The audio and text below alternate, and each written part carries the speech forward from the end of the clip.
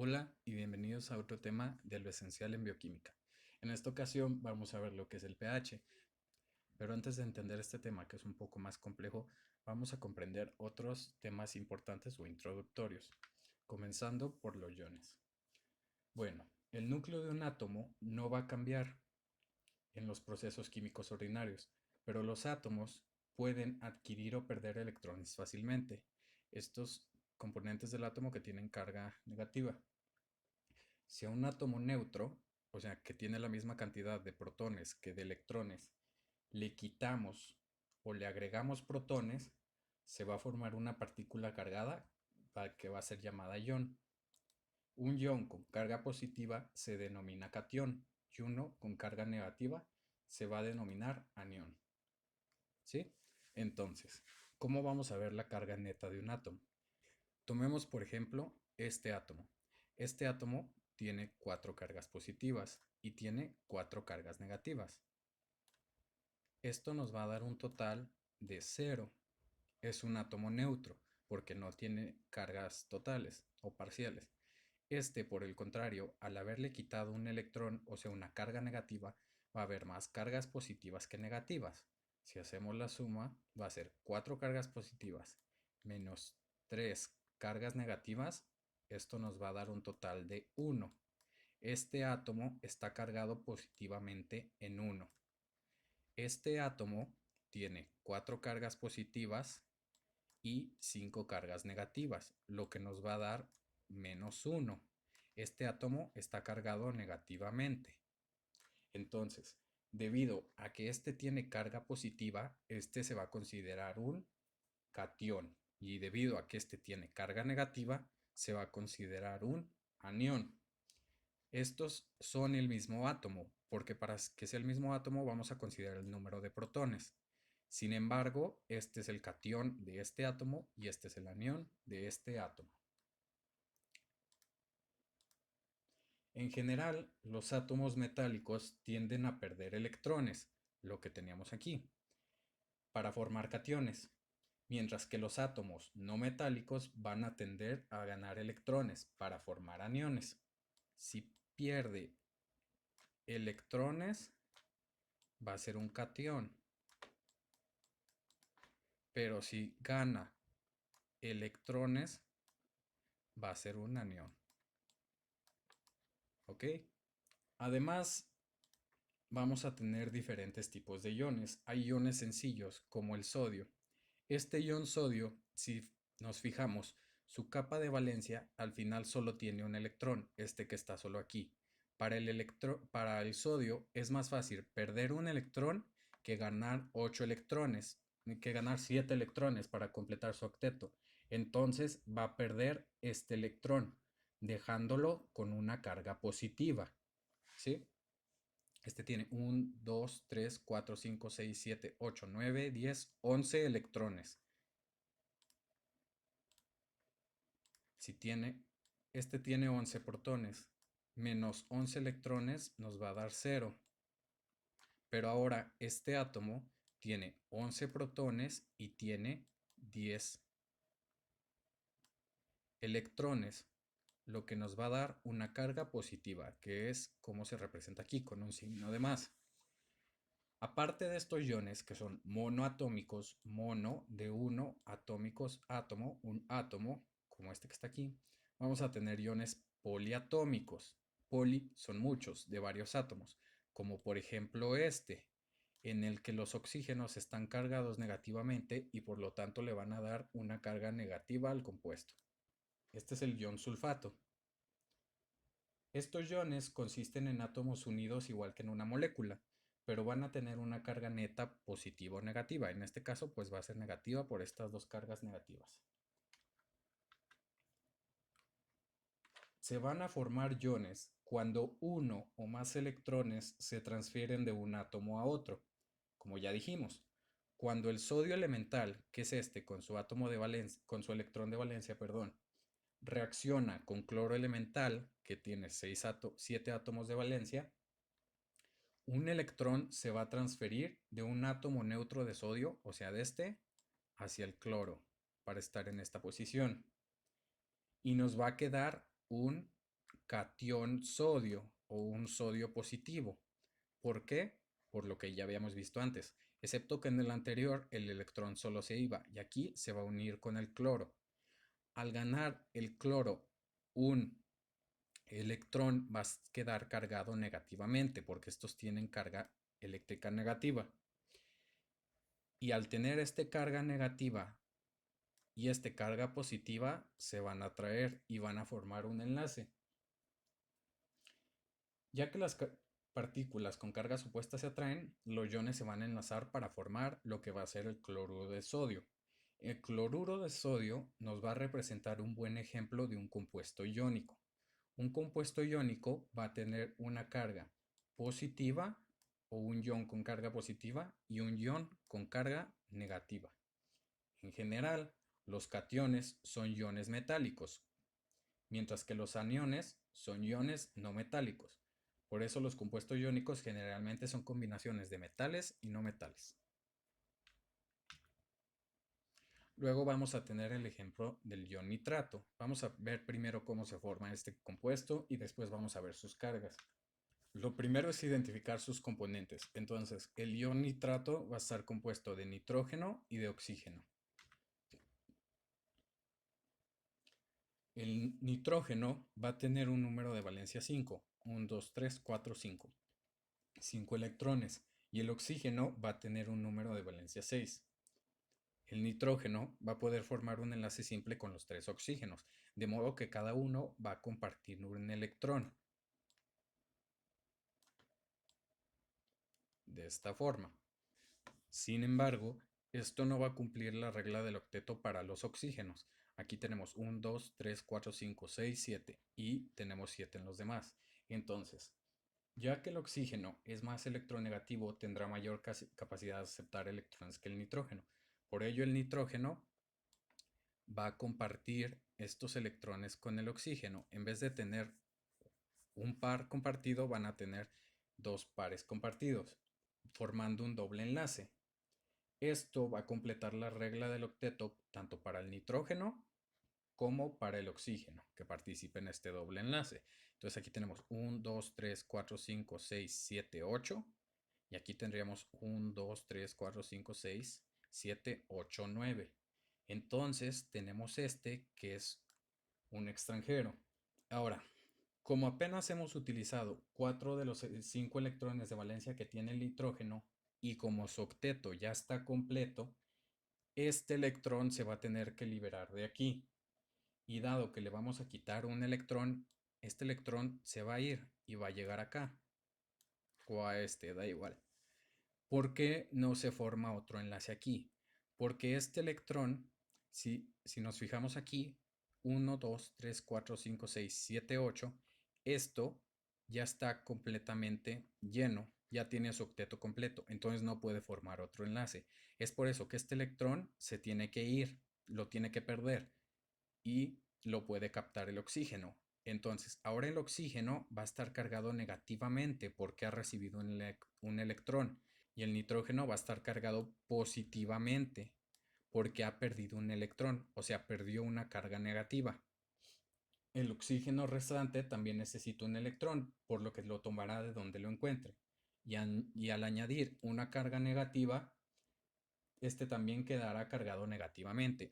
Si por el contrario, en lugar de recibir un electrón solo, recibe un átomo de hidrógeno, el compuesto ahora sería un ácido nítrico. ¿Sí? Ahora que veamos cómo este se va a disociar, vamos a ver eh, cómo es el ion nitrato. Entonces, el ion nitrato, como lo vimos, va a ser esta molécula en la que el nitrógeno está cargado positivamente y los otros dos oxígenos van a estar cargados negativamente. ¿Por qué? Uno porque recibió un electrón solo y el otro porque recibió un electrón o recibió un átomo de hidrógeno, pero se va a cargar negativamente. Lo vamos a ver más adelante. Y si recibe completamente el átomo de hidrógeno y se queda ahí pegado, entonces esto va a ser ácido nítrico. Ahora vamos a ver cómo vamos a llamar a los iones.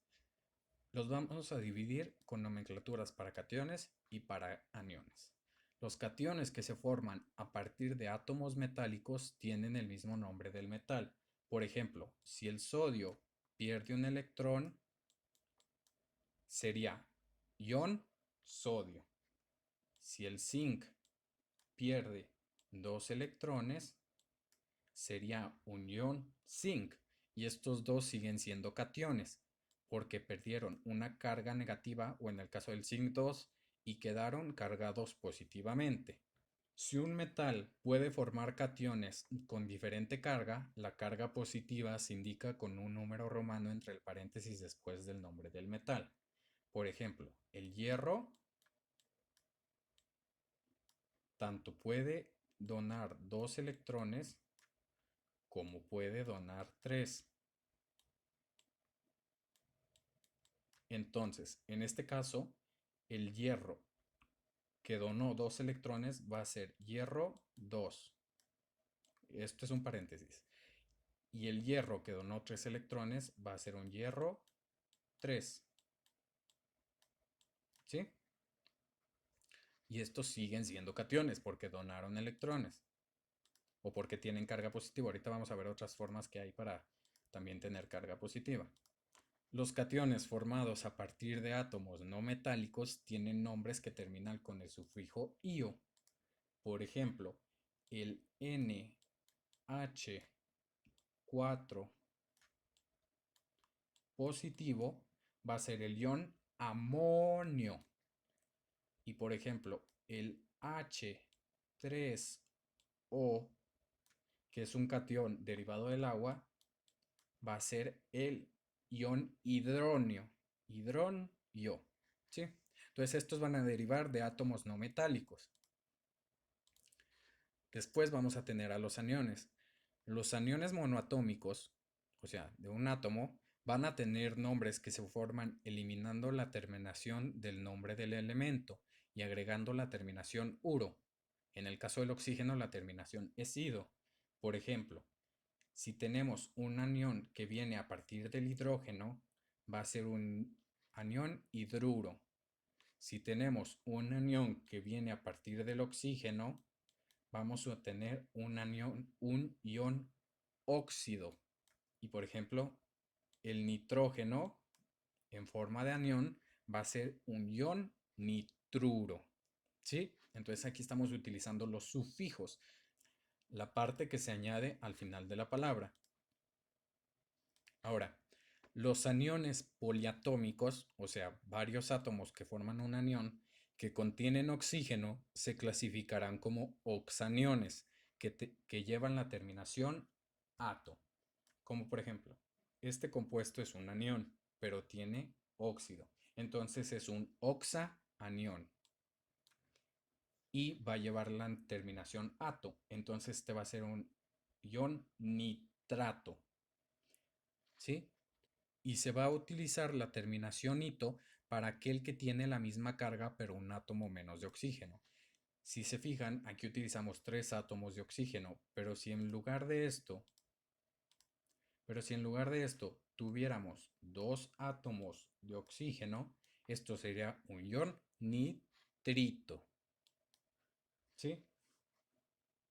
Y finalmente, vamos a emplear prefijos cuando la serie de oxaniones de un elemento se extiende a más de 4 miembros. ¿Qué quiere decir? Que hay 4 carbonos en el compuesto. Por ejemplo, esto. Este tiene 4. Esto es cloro. Oxígeno, 3. 3 átomos de oxígeno y uno de cloro. O también podemos tener 2 átomos. O también podemos tener 1. El prefijo per indica un átomo de oxígeno más que el oxanión que termine en ato. El más común de estos va a ser el D3. Entonces este va a ser el ion clorato. Y como dice aquí, el prefijo per indica un átomo de oxígeno más. Entonces el cloro con 4 átomos de oxígeno, que es un anión, va a ser el ion perclorato. Este es clorato y este es perclorato. El prefijo hipo indica un átomo de oxígeno menos que el oxanión. que termine en ito.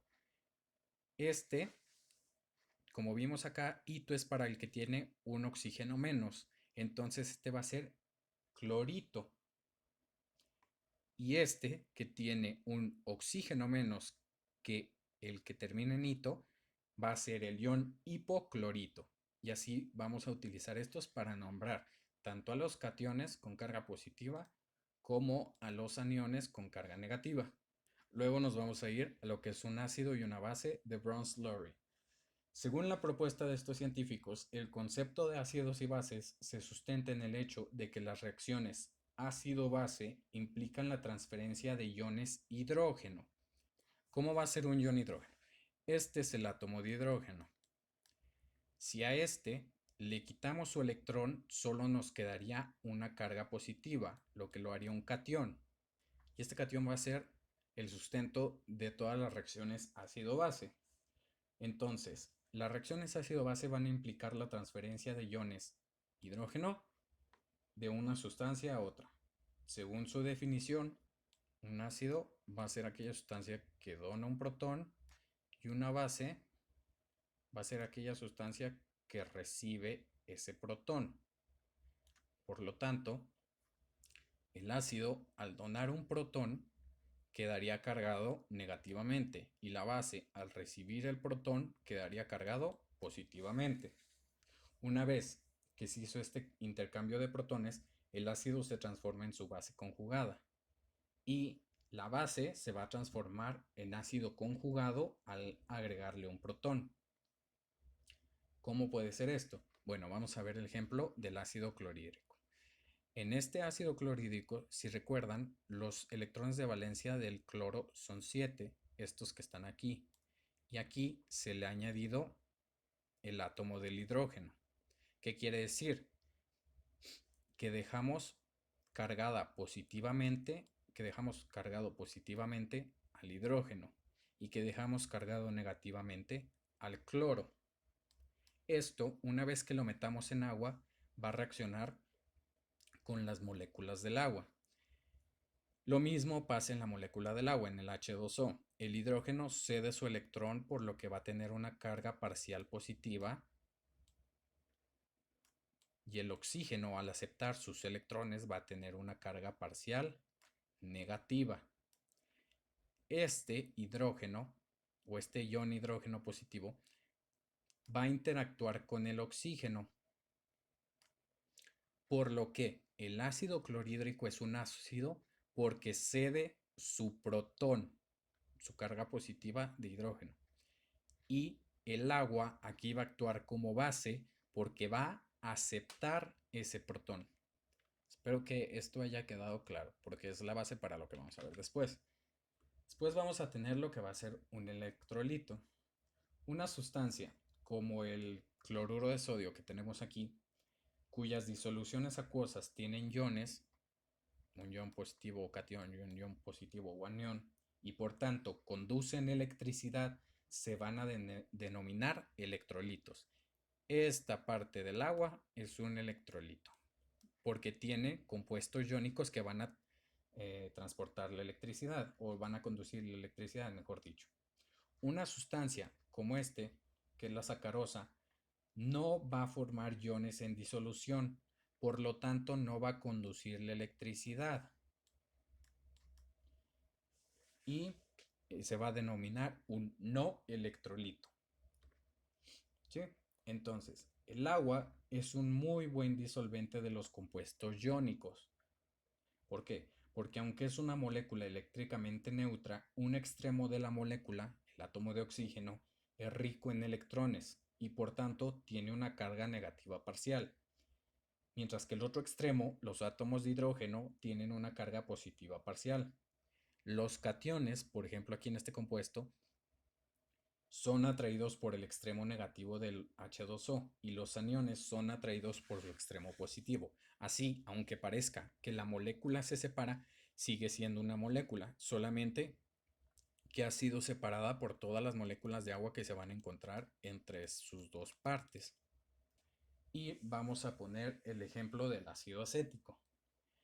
Consideraremos que las reacciones bioquímicas van a ocurrir en una reacción acuosa. ¿Por qué? Porque las reacciones bioquímicas casi todas se dan, o más bien todas se dan dentro del cuerpo. Ya dentro del cuerpo hay agua.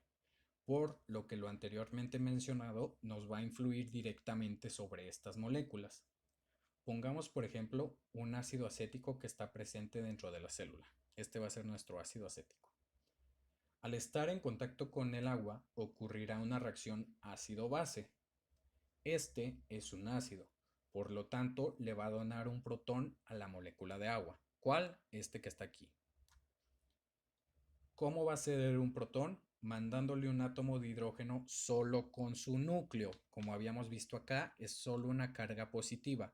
Entonces le va a mandar el núcleo del hidrógeno, mientras sus electrones se quedan aquí pegados al agua. Estos, si recuerdan, para completar su capa de valencia, el hidrógeno solo necesita dos. Entonces va a interaccionar con este par de electrones que no están apareados con otro elemento en el agua para formar un ion hidróneo. ¿Por qué es positivo? Porque el hidrógeno, si recordamos, solo se vino su protón, que se juntó con los dos electrones. Entonces ahora el agua va a ser H3O con carga positiva. Va a ser casi un catión. ¿Sí? Espero que esta reacción haya quedado totalmente clara. Y el ácido acético se dio su protón hidrógeno o hidrón, así se le va a llamar a este que está cargado positivamente, hidrón, a la molécula de agua, puesto que la atracción negativa del oxígeno, aquí porque tiene muchos electrones, lo va a atraer. Sin embargo, no nos va a romper el enlace previamente establecido, solo nos va a disolver la molécula. El sitio al que fue atraído el hidrógeno pues es el par de electrones de su capa de valencia que el oxígeno no va a utilizar. Y dado que el ácido acético perdió una carga positiva, esta de aquí, su nueva carga será negativa, mientras que el agua al ganar un protón tendrá una carga positiva. Sin embargo, a que esto fue una reacción ácido-base porque se intercambió un protón, el H2O va a actuar como una base. ¿Por qué? Porque nos aceptó el protón y se va a convertir en su ácido conjugado, el ion hidróneo, que va a tener esta fórmula, H3O positivo.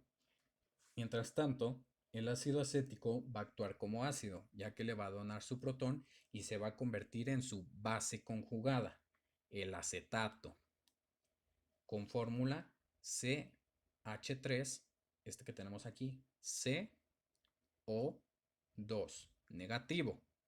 ¿Por qué? Porque este oxígeno que se dio su protón va a quedar cargado negativamente porque recibió el electrón del hidrógeno.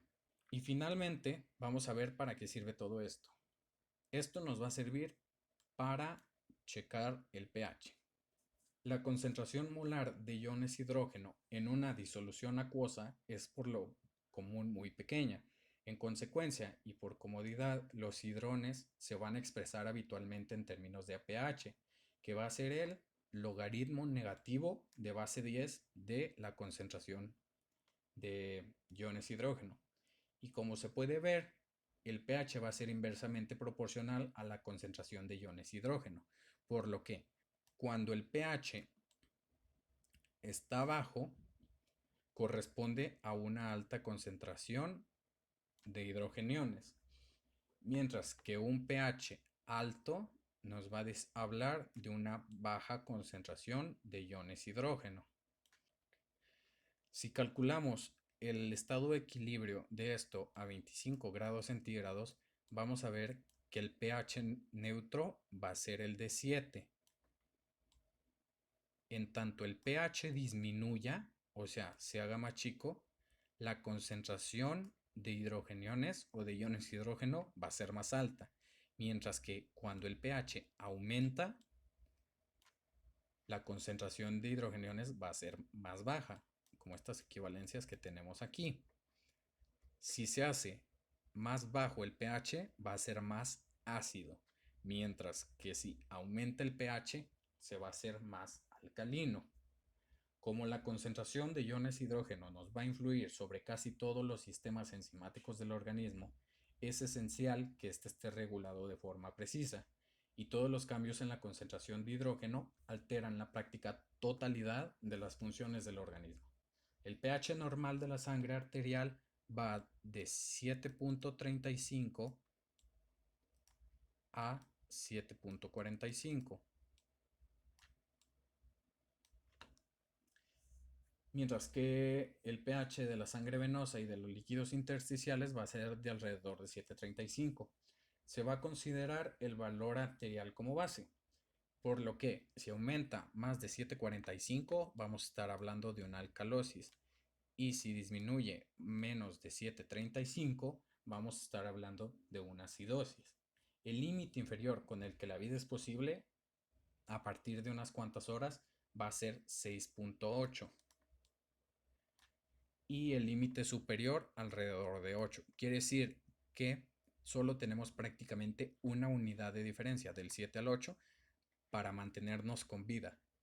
Por eso es tan importante el chequeo del pH en los pacientes, debido a que disminuciones decimales nos pueden causar daños.